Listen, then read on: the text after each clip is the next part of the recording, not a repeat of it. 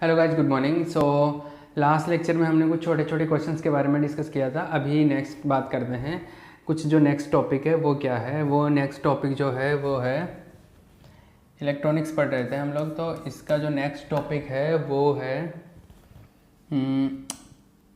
इसको बोलते हैं निवेशी या परिचालन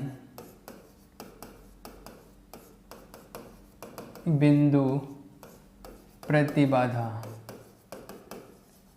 इनपुट और ड्रिवन पॉइंट इम्पीडेंस, इसको बोलते हैं इनपुट इम्पीडेंस, या तो इनपुट इम्पीडेंस बोलते हैं या इसको बोलते हैं driving point impedance. Driving point impedance. तो इनपुट इम्पीडेंस या ड्राइविंग पॉइंट इम्पीडेंस का क्या मतलब है, इसका क्या सेंस है, उसके बारे में मैं बात करता हूँ। देखो क्या है, कोई भी सर्किट है, जैसे मान लो कि एक कोई चतुर टर्मिनल परिपथ है, ये 4 टर्मिनल सर्किट है, ठीक है। इसमें जैसे इनपुट करंट I1 है, मान लो यहाँ पर वोल्टेज मान लो V1 वोल्टेज है, यहाँ पर वोल्टेज मान लो V2 है, यहाँ पर करंट मान लो I2 है, ठीक है। ये जो भी है, तो निवेशी प्रतिबाधा का मतलब है इनपुट इम्पीडेंस का क्या मतलब होता है, पहली मैं डेफिनेशन लिखवा रहा हूँ, लिखो। निवेशी वोल्टता तथा निवेशी धारा का अनुपात, निवेशी वोल्टता तथा निवेशी धारा का अनुपात निवेशी प्रतिबाधा कहलाता है। The ratio of input voltage and input current, the ratio of input voltage and input current is known as input impedance. निवेशी वोल्टता तथा निवेशी धारा का अनुपात निवेशी प्रतिबाधा कहलाता है, ठीक है। ये हो गया एक डेफिनेशन, तो ये है। तो निवेशी का मतलब इनपुट का मतलब हो गया, जैसे इनपुट वोल्टेज, जैसे मैं इनपुट वोल्टेज को मैं जैसे यहाँ पर इनपुट है, ये इनपुट साइड है, ये आउटपुट साइड है,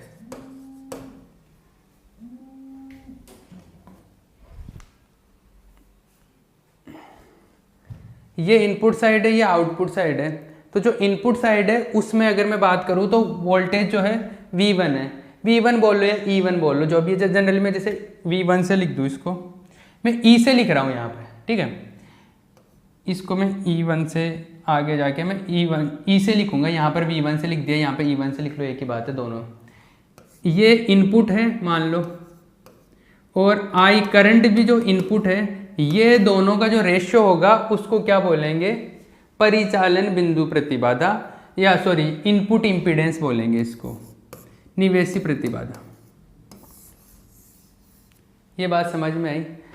ये मतलब आप इसकी जगह ऐसा भी लिख सकते हो, जेड इन बराबर क्या है, ये निवेशी वोल्टता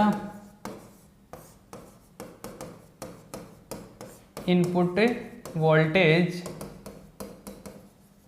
अपॉन निवेशी धारा इनपुट करंट। आई बात समझ, ये चीज़ है। ई लिख लो या वी लिख लो, मैं ई से लिख रहा हूँ इसको। एक डेफिनेशन तो ये हो गया, ये निवेशी परिचालन, निवेशी और परिचालन बिंदु प्रतिबाधा एक ही चीज़ है, इनपुट और ड्राइविंग पॉइंट इम्पीडेंस एक ही चीज़ है, लेकिन इसका 2 डेफिनेशन लिखवाऊंगा मैं। एक तो निवेशी इनपुट जो बोल रहे हैं वो किस सेंस में बोल रहे हैं, ऐसे लिखते हैं। दूसरा डेफिनेशन और लिखो इसका, ये छापने के बाद में दूसरा डेफिनेशन, सेकेंड डेफिनेशन है इसका।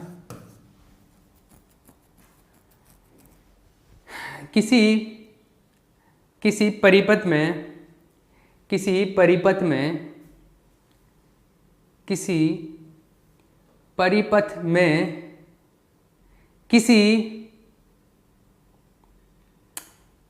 एक लूप में लगी वोल्टता, किसी एक लूप में लगी वोल्टता तथा उसी लूप की धारा का अनुपात उसी लूप की धारा का अनुपात, उसी लूप की धारा का अनुपात परिचालन बिंदु प्रतिबाधा कहलाता है। परिचालन बिंदु प्रतिबाधा कहलाता है। In a circuit, the ratio of the applied voltage in a circuit, the ratio of the applied voltage of a particular loop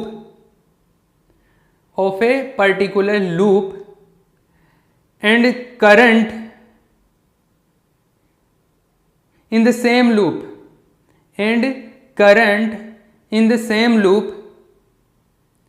is known as driving point impedance, मतलब कि क्या है, ये बोल रहा है कि मान लो कि एक से कोई ज़्यादा लूप भी हो सकते हैं। मान लो कि एक सर्किट है ऐसा, एक कोई बैटरी लगी हुई है, मान लो एक ऐसा लगा हुआ है, ये कोई बैटरी लगी हुई है, ठीक है। ये कोई प्रतिबाधा है Z1, ये कोई प्रतिबाधा है Z2, ये कोई है Z3। इसमें करंट जा रहा है I1, इसमें करंट जा रहा है I2 और इसमें जो भी करंट I1 माइनस I2 जा रहा है। तो इसका मतलब ये है कि जैसे मान लो कि एक सर्किट में बहुत सारे लूप है, तो किसी एक लूप को पकड़ लो, जैसे ये लूप है, इस लूप की वोल्टेज ये लगी हुई है और इसी लूप में जो धारा है, उन दोनों का जो अनुपात होगा, उस अनुपात को क्या बोलेंगे, उस रेशियो को क्या बोलेंगे हम ड्राइविंग पॉइंट इम्पीडेंस बोलेंगे, परिचालन बिंदु प्रतिबाधा बोलेंगे। तो कोई भी लूप है उसकी वोल्टेज ले लो और उसी लूप की धारा, जैसे यहाँ पर क्या लिखा था हमने, यहाँ पर ये इनपुट मतलब सेम थे, जितना इनपुट पर वोल्टेज है इतना इनपुट पर करंट, इन दोनों का रेशियो लिया था। तो यहाँ पर मैं लूप के पदों में बात कर रहा हूँ, लूप के सेंस में, कि किसी एक लूप का वोल्टेज और उस लूप में ही करंट का वैल्यू, उन दोनों का रेशियो ले लो। तो मान लो कि कोई एक लूप ले लिया, मान लो कोई n वाला लूप ले लिया, कोई n उसके अंदर लूप है, तो कोई nth लूप ले लिया, तो nth लूप ले लिया, कोई n वाला लूप ले लिया, तो nवें लूप में मान लो वोल्टेज है En और धारा है In, मतलब nवें लूप की धारा, nवें लूप का वोल्टेज। तो इन दोनों का जो अनुपात है ये क्या आ जाएगा, परिचालन बिंदु प्रतिबाधा। कौन से लूप का, nवें लूप का। तो nth लूप का ड्राइविंग पॉइंट इम्पीडेंस हो गया ये। अगर पहले लूप में इनपुट दे रहा हूं मैं, पहले लूप में, तो n का वैल्यू अगर 1 रख दूं मैं, तो ये आ जाएगा Z1 E1 अपॉन I1। ये पहले लूप का आ गया। पहले लूप में E1 इनपुट आ जाता है, ये जितना इनपुट करंट होगा, इनपुट वोल्टेज, तो ये इनपुट इम्पीडेंस भी बोल देते हैं इसको, यही तो बोला ना। अरे ये पहले लूप की बात करूँ तो पहले लूप में इनपुट देते हैं हम लोग जनरली, तो पहले लूप में E1 कितना हो जाता है, E इनपुट हो जाता है, I1 कितना हो जाता है, I इनपुट हो जाता है। तो E इनपुट I इनपुट क्या हो जाता है, पहले लूप का जो परिचालन बिंदु प्रतिबाधा वो आ जाएगा, लेकिन ये Z इनपुट के बराबर हो जाएगा। इसीलिए जो ये है इनपुट इम्पीडेंस है, इसी को ड्राइविंग पॉइंट इम्पीडेंस बोलते हैं। निवेशी प्रतिबाधा को परिचालन बिंदु प्रतिबाधा बोलते हैं, ठीक है, क्योंकि इसका मतलब ही कि ये दोनों सेम लूप में होनी चाहिए, और इसका मतलब भी यही है कि सेम लूप में होना चाहिए, ठीक है। इसका एक फॉर्मूला और होता है, ये जो है ये इसका एक फॉर्मूला और होता है, वो होता है delta Z upon delta NN।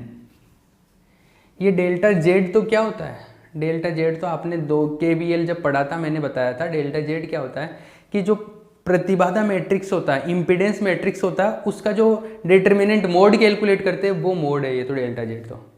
और डेल्टा NN क्या है, डेल्टा NN है जो Z मैट्रिक्स बनेगा ना, उस मैट्रिक्स का NN वा जो नंबर का एलिमेंट है उसका कोफैक्टर, उसका सेकंड। मतलब जैसे मान लो कि मैं पहले लूप की ये ड्राइविंग पॉइंट इम्पीडेंस निकालना चाहता हूँ, किसकी, पहले लूप की, तो ये ऐसे आएगा डेल्टा Z, और पहले लूप की निकालना ना 1 1, तो ये आएगा डेल्टा 1 1। अगर सेकेंड लूप की निकालनी है मुझे, तो ये आएगा E2 अपॉन I2, मतलब कि डेल्टा Z अपॉन डेल्टा 2 2 2 2 दोनों का 2 2 है ना। ये चीज़ समझ में आती है। यहाँ पर ये चीज़ लिख लेना कि क्या मतलब है इनका। डेल्टा जेड का मतलब है क्या, प्रतिबाधा मैट्रिक्स का मोड है ये, मतलब सारणिक। जो प्रतिबाधा मैट्रिक्स होता है, प्रतिबाधा मैट्रिक्स मतलब कि इम्पीडेंस मैट्रिक्स, प्रतिबाधा मैट्रिक्स का सारणिक, डिटरमिनेंट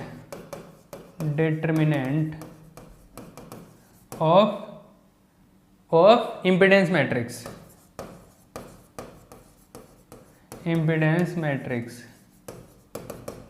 और ये जो डेल्टा एन एन है वो क्या है, वो कोफैक्टर है, सेखंड समझते हो? नहीं समझते तो अभी मैं एक एग्जांपल कराऊंगा, समझ में आ जाएगा। तो ये एन एनवे मैट्रिक्स का क्या, एन एनवे एलिमेंट का सेखंड है, एन एनवे अवयव का सेखंड है ये,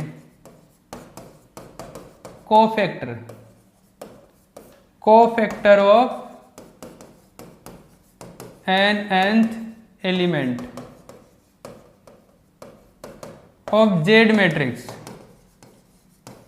जेड मैट्रिक्स मतलब इम्पीडेंस मैट्रिक्स। ठीक है, ये सारी चीजें समझ में आ गई। तो निवेशी प्रतिबाधा का, इनपुट इम्पीडेंस का मतलब इनपुट वोल्टेज इनपुट करंट का रेशो। ये अब ड्राइविंग पॉइंट इम्पीडेंस बोलूँ तो मैं ऐसे बोल देता हूँ, किसी एक लूप का वोल्टेज और उसी लूप का करंट, मतलब E1 I1 या E2 I2, तो इसको भी क्या बोलते हैं हम, ड्राइविंग पॉइंट इम्पीडेंस बोलते हैं। एक चीज़ तो क्लियर होगी, इस पर भी एक न्यूमेरिकल भी करा दूंगा मैं। एक तो ये हो जाता है, एक होता है अंतरित प्रतिबाधा। क्या होता है, एक प्रतिबाधा तो हो गया ना ये एक होता है अंतरित प्रतिबाधा। क्या होता है, अंतरित प्रतिबाधा। सेकंड लिखते हैं हम लोग इसको, अंतरित प्रतिबाधा। अंतरित प्रतिबाधा, इसको इंग्लिश में बोलते हैं ट्रांसफर इम्पीडेंस। ट्रांसफर इम्पीडेंस, ये इसको जो सिंबल होता है इसको जनरली जेड टी से लिखते हैं, ट्रांसफर इम्पीडेंस। ठीक है, अब देखो ट्रांसफर इम्पीडेंस का मतलब क्या है।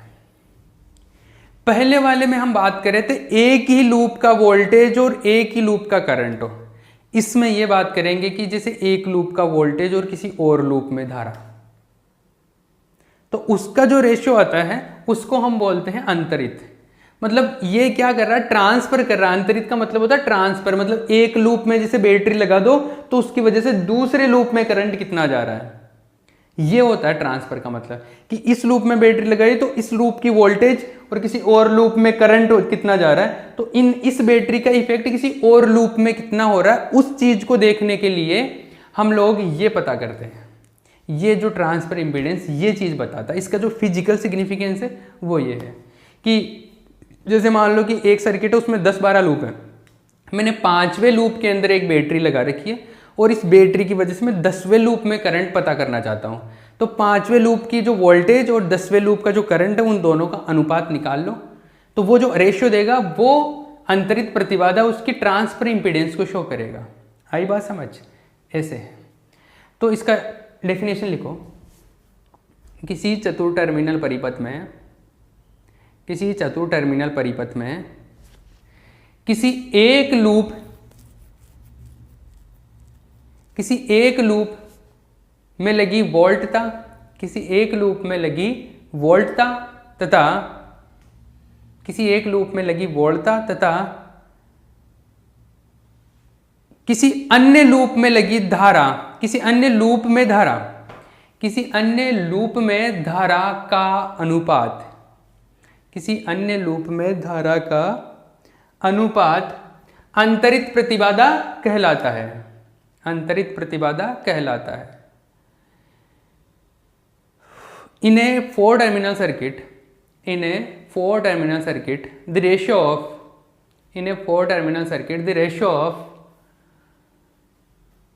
the applied voltage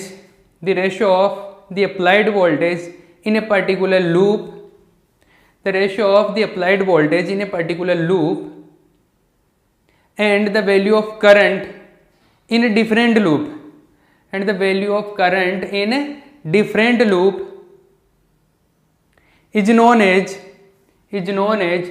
transfer impedance, is known as transfer impedance। Clear है? तो ये ऐसा है जैसे कि मान लो कि कोई बहुत सारे लूप है, 1 2 3 4 I J K L M N तक कोई बहुत सारे लूप है। तो मान लो किसी एक nवे लूप की वोल्टता, वोल्टेज ऑफ nth लूप, nवे लूप की वोल्टता ये है मान लो En, n में नहीं, मानो इसको आप और कुछ बोल लो, I बोल लो, I बोल रहा हूँ मैं इसको, क्या बोल रहा हूँ, I वे, ith लूप का वोल्टेज, इसको मैं बोल रहा हूँ EI, ठीक है। और कोई जेवे लूप में धारा है, जेथ लूप में कोई करंट है, तो करंट इन जेथ लूप, जेवे लूप में धारा, तो जेवे लूप में जो धारा का वैल्यू आएगा, करंट का वैल्यू आएगा, वो क्या आ जाएगा, IJ। इन दोनों का जो रेशियो आता है, इन दोनों का जो रेशियो आता है EI अपॉन IJ, इसको हम बोलते हैं ट्रांसफर इम्पीडेंस, EZT ट्रांसफर, और ये I और J भी लिखते हैं यहाँ पर, ठीक है। एक दूसरा इसका साइन भी बताते, चिन्ह भी बताते हैं, और वो जो इसका साइन आता है वो ऐसा आता है -1 टू पावर ये I प्लस J, ये इसका चिन्ह भी बताते हैं ऐसे। आगे बात समझ। दूसरी चीज, इसका जैसे उसमें डेल्टा के पदों में इसका फॉर्मूला लिखा था, इसको भी डेल्टा के टर्म्स में लिख सकता हूं मैं। ये आएगा डेल्टा Z और ये आता है डेल्टा, जैसे वहां पर तो दोनों में NN या 1 1 था, तो यहाँ पे 1 1 या NN आ जाता है, यहाँ पर I और J, तो यहाँ पर आएगा IJ। अरे क्लियर है?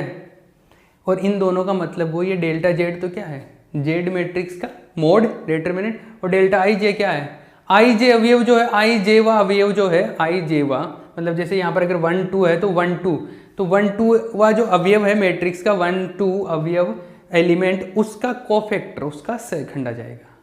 क्लियर है? तो ये सारी चीज़ें, तो अगर मान लो कि मुझे किसी में 1 2 की बात कर रहा हूँ, मतलब कि मैं पहले लूप के अंदर बैटरी लगी है और उसके वजह से करंट देखना मान लो दूसरे में, तो ये दूसरे में, तो जो अंतरित प्रतिबाधा आएगी ऐसे लिखा जाएगा ZT12, और ये आएगा -1 टू पावर 1 प्लस 2, क्या आ जाएगा 3 आ जाएगा, मतलब क्या आएगा, नेगेटिव आएगा, तो ये ऑटोमेटिकली नेगेटिव हो जाएगा ऐसा। ठीक है, ये चीज़ है। अरे समझ में आ रही है कि नहीं आ रही बात? क्लियर है? ये बात चमकती है कि नहीं चमकती? अरे ये पूरी बात समझ में आती है, तो ये इस तरीके से हम लोग इसको लिखते हैं।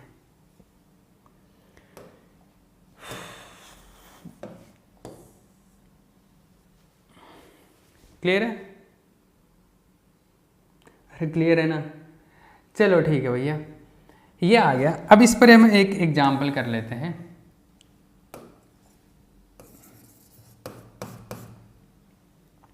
देखो एग्जाम्पल ऐसा है कि जैसे मैं आइडिया बता देता हूँ, एग्जाम्पल का मतलब है कि आइडिया कैसे, जैसे मान लो अभी मैंने वो डायग्राम बनाया था, उसी टाइप का एक वही डायग्राम दोबारा बना लेता हूँ। ये मान लो कि ये कोई Z1 है, ये Z2 है, दो प्रतिबाधा, ये Z3, ये बैटरी मान लो कोई E है, इसके अंदर करंट जा रहा I1, इसमें करंट जा रहा I2, बाकी का I1 माइनस I2 इधर चला गया।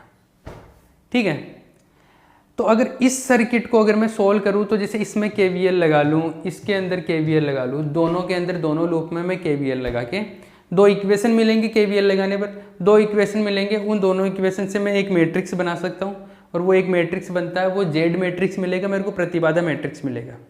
वो प्रतिबाधा मैट्रिक्स निकालने का मैंने एक सीधा तरीका भी बताया था आपको, अगर याद हो तो मैं बताता हूँ यहाँ पर। Z जो प्रतिबाधा मैट्रिक्स है, इम्पीडेंस मैट्रिक्स, प्रतिबाधा matrix, impedance matrix, impedance matrix जो है, प्रतिबाधा मैट्रिक्स जिसको जेड बोलते हैं, जो जेड मैट्रिक्स है वो ऐसा है, जैसे 2 लूप होते हैं तो 2 क्रॉस 2 का मैट्रिक्स बनता है, 3 लूप होते हैं तो 3 क्रॉस 3 का बनता है। तो जैसे यहाँ पे 2 लूप है तो 2 क्रॉस 2 का बनेगा। ये ऐसा आता है Z11, Z12, Z21, Z22। ये हो गया। ये क्या हो गया अपने पास में? प्रतिबाधा मैट्रिक्स। ये है अपने पास में इम्पीडेंस मैट्रिक्स। अब इस इम्पीडेंस मैट्रिक्स, ये तो टर्म हो गए, लेकिन इनके वैल्यूज क्या क्या आएंगे? Z11 का वैल्यू कितना है, Z12 का वैल्यू कितना है। तो हम लोगों ने जब पहले मैंने एक डायरेक्ट तरीका बताया था तो मैंने ये बताया था, जैसे Z11 क्या बताता है कि पहला जो लूप है उसमें टोटल इम्पीडेंस, जो टोटल प्रतिबाधाएं लगी हुई है उनको योग करके लिख दो, आप उनको जोड़ करके लिख दो। मतलब Z11 का मतलब हो गया जब पहला लूप, ये इसमें क्या क्या लगा हुआ है, Z1 Z2 3, ये दोनों ही लगे हुए हैं ना। ये तो बैटरी है, ये प्रतिबाधा तो 2 ही है, इम्पीडेंस तो 2 ही है, तो Z1 प्लस Z3 आ जाता है यहाँ पे। ठीक है। Z12 का मतलब है 1 और 2 के बीच में, अरे ये होता है ना, तो 1 और 2 के बीच, ये लूप 1 है, ये लूप 2 है, लूप 1 और 2 के बीच में Z3 लगा हुआ है, तो ये आ जाता है Z3। लेकिन आप याद करो जब मैंने लिखा था तो ये माइनस साइन के साथ में आता था, तो ये नेगेटिव साइन के साथ में आता था। अब Z21 का मतलब 2 और 1 के बीच में, 2 और 1 के बीच में Z3 लगा हुआ है, ये भी Z3, और ये भी माइनस साइन के साथ में आया था। Z22 का मतलब दूसरे लूप में, और दूसरे लूप में क्या क्या लगा हुआ है, Z2 और Z3, तो यहाँ पे आ जाता है Z2 प्लस Z3। ये आपका क्या आ गया, प्रतिबाधा मैट्रिक्स आ गया, ये आ गया इम्पीडेंस मैट्रिक्स। अब इसका अगर डिटर्मिनेंट मोड कैलकुलेट करना हो अगर आपको, तो मोड कैलकुलेट कर सकते हो आप ऐसे करके, Z1 प्लस Z3, ये माइनस Z3, ये माइनस Z3, ये Z2 प्लस Z3, इसका मोड, इसको मल्टीप्लाई करके माइनस ये कर दो, वो इसका मोड आ जाएगा। तो इसका मोड तो क्या हो जाएगा, इसका मोड हो जाएगा Z1 plus Z3, Z2 plus Z3 minus ये माइनस माइनस प्लस Z3 का स्क्वायर। अगर इसकी बात करूँ तो ये आ जाएगा, इसको मल्टीप्लाई करेंगे Z1 Z2, Z1 Z3, Z2 Z3, Z2 Z, एक सेकेंड, ये आएगा Z2 Z3, इसमें आएगा Z3 का स्क्वायर, तो Z3 का स्क्वायर माइनस Z3 के स्क्वायर से कैंसिल आउट हो जाएगा, तो ये आ जाएगा इसका डिटर्मिनेंट, जिसको हम लोग क्या बोलते हैं, डेल्टा Z बोलते हैं। तो ये क्या आ गया, डेल्टा Z आ गया, ये डेल्टा Z आ गया मेरे पास में। आई बात समझ, ये डेल्टा Z आ गया। अब मुझे कुछ भी अगर इसमें मैं डेल्टा 11, डेल्टा 12 वो भी कैलकुलेट कर सकता हूँ। अब देखो डेल्टा 11 जो कोफैक्टर सेकंडों की बात कर रहा था ना मैं, सेकंड कैसे निकालते वो भी निकाल सकते हैं यहाँ से। जैसे मुझे अगर डेल्टा 11 निकालना, डेल्टा 11 का मतलब 11 एलिमेंट है उसका सेकंड, उसका कोफैक्टर, डेल्टा 12 का सेकंड, डेल्टा 21 का और डेल्टा 22 का, इनके सेकंड लिखते हैं, इनके कोफैक्टर लिखो। देखो कोफैक्टर क्या होता है, डेल्टा 11 का इसका कोफैक्टर, इसका कोफैक्टर कैसे, इसका सेकंड कैसे निकालते हैं मैट्रिक्स में, ये छोड़ दो बाकी बच के वो लिखते हैं और उसका डिटरमिनेंट निकाल लेते हैं। तो ये इसमें तो ये इसका ये रो ये हटा दो, ये कॉलम हटा दो, तो ये बचता है, तो ये आ गया इसका cofactor second, Z2 plus Z3, Z2 plus Z3। Delta 12 का, डेल्टा 12 ये है, तो इसका सेकंड निकालने के लिए ये क्या आएगा, ये माइनस Z3। इसी तरीके डेल्टा 21 का माइनस Z3, डेल्टा 22 का इसका निकालेंगे तो क्या आएगा, Z1 प्लस Z3 आ जाएगा। ये सबके सेकंड आ गए, सबके कोफैक्टर आ गए और डेल्टा Z आ गया। तो आपको किसी भी लूप का अगर आपको अब अंतरित प्रतिबाधा निकालनी हो या परिचालन बिंदु प्रतिबाधा निकालनी हो, आपको ट्रांसफर इम्पीडेंस निकालना है या आपको ड्राइविंग पॉइंट इम्पीडेंस निकालना है, वो आप यहाँ से कैलकुलेट कर सकते हो सिंपली। मतलब अगर आपको कुछ भी पूछे, मैंने मेथड सिखा दिया आपको कि कैसे कैलकुलेट कर सकते हैं। आपको अगर सेकंड लूप का पूछे तो सेकंड लूप के लिए आप ऐसे लिख सकते हो, मतलब जैसे डेल्टा Z अपॉन डेल्टा 22, ये सेकंड लूप के लिए आ जाएगा क्या, सेकंड लूप के लिए ड्राइविंग पॉइंट इम्पीडेंस आ जाएगा सेकंड लूप का। फर्स्ट लूप का पूछे तो क्या आ जाएगा, delta Z upon delta 1 1। Calculate कर सकते हो ना। इसी तरीके से ट्रांसफ़र भी कर सकते हो। अगर आप ट्रांसफ़र 1 2 की बात करो तो ये डेल्टा जेड अपॉन डेल्टा 1 2 आता है यहाँ पे, उसमें 2 1 आ जाएगा। तो हर कुछ आपको ट्रांसफर इम्पीडेंस ये सब कुछ अगर कैलकुलेट करना हो तो सबसे पहले तो आपको जेड मैट्रिक्स निकाल लेनी है। और जेड मैट्रिक्स निकालने का मैंने तरीका बता दिया ऐसा, ये केवीएल में हमने डिस्कस भी किया था। अगर आपको ये डायरेक्ट तरीका नहीं याद है तो आप क्या करो, इसमें केवीएल लगाओ और इसमें केवीएल लगाओ, दोनों में केवीएल लगाओगे तो 2 इक्वेशन बनेंगी। उन दोनों इक्वेशन को सोल्व करेंगे तो उसमें एक जेड मैट्रिक्स बनता है और वो फाइनली जाके ऐसा मिलेगा। ठीक है, तो उसको सोल्व करेंगे तो ये सारा मिल जाता है अपने आप को। क्लियर है? ये सारी चीज़ें हो गई भैया। 2 चीज़ हमने यहाँ पर पढ़ ली है। ठीक है, किसी को किसी भी टाइप का डाउट हो तो मुझे भेज देना यहाँ पे लिख के, और ये लेक्चर यहीं पे ख़त्म करते हैं। अब धीरे धीरे हम लोग लेक्चर्स की स्पीड बढ़ाएंगे। ठीक है।